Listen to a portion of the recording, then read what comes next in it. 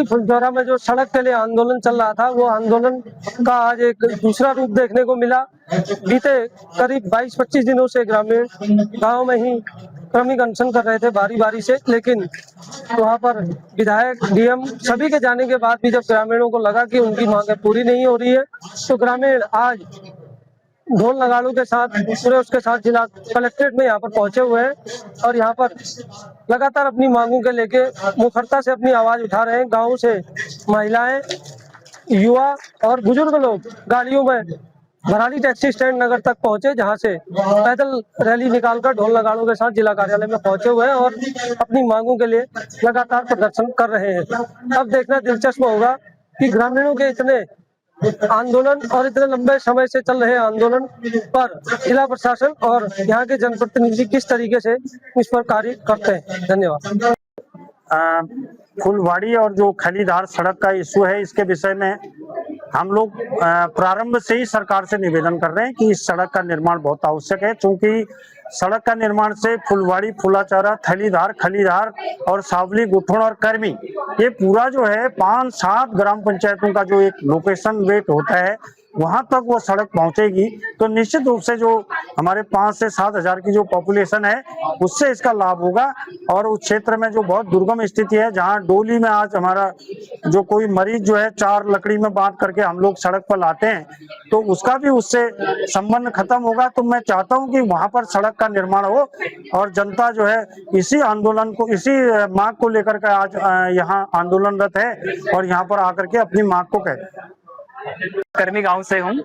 अभी हम आज आए हैं सड़क को लेकर, जो कि सावली गुठण सड़क समिति, जो सड़क कटाव को लेकर यहाँ पर काम चल रहा था पिछले 10 साल में, उसमें काम केवल इतना हुआ है, जेसीबी आई थी और 1 या 2 दिन जेसीबी चली, उसके बाद अभी तक वहाँ रोड का कोई नामो निशान नहीं है।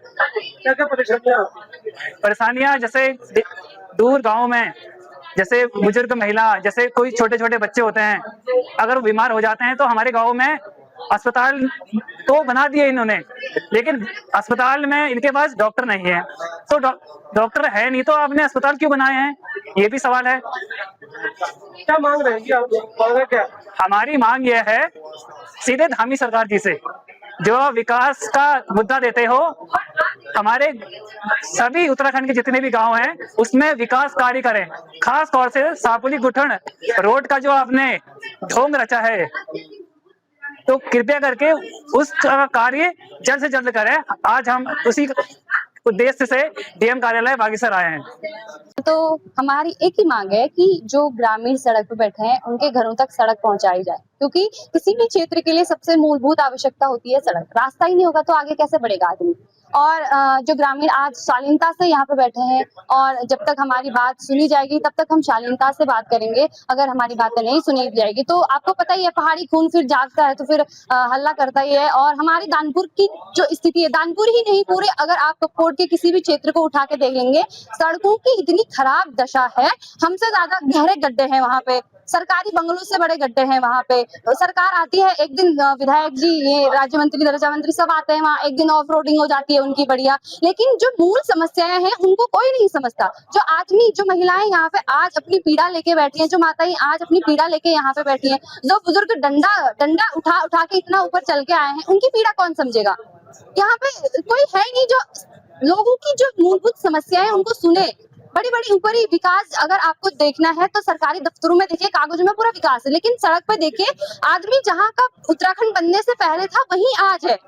सड़कें नहीं है, स्वास्थ्य नहीं है, शिक्षा नहीं है, लाइट नहीं है, नेटवर्क नहीं है, क्या विकास होगा, कैसे रहेगा आदमी गाँव में। पलायन होगा ही होगा। पलायन की मुख्य जो कारण है वो हमारी सरकार है। हमारी सरकार कहती है पलायन के लिए ये कर रहे हैं, वो कर रहे हैं। आप पलायन को इतना बढ़ावा दे रहे हो कि लोग गांव छोड़ के जा रहे हैं, क्योंकि सड़क नहीं है। सड़क नहीं है तो अगर हमारे पिताजी मरीज हैं, मेरे दादाजी खुद बीमार हैं, मैं उनको हॉस्पिटल लेके जा रही थी हल्द्वानी। मैं बता रही हूँ आपको, 2 हफ्ते से मेरे गांव सोराग, मल्ला, दानपुर, पिंडारी ग्लेशियर में एक गांव आता है, वहां पे 2 हफ्ते से रोड बंद है।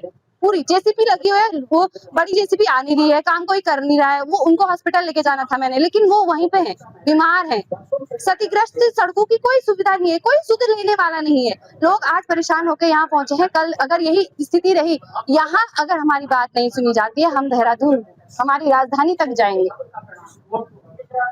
अगर आप ये वीडियो YouTube पर देख रहे हैं तो हमारे चैनल को सब्सक्राइब कर बेल आइकन दबाएं और Facebook पर देख रहे हैं तो हमारे पेज को लाइक करें।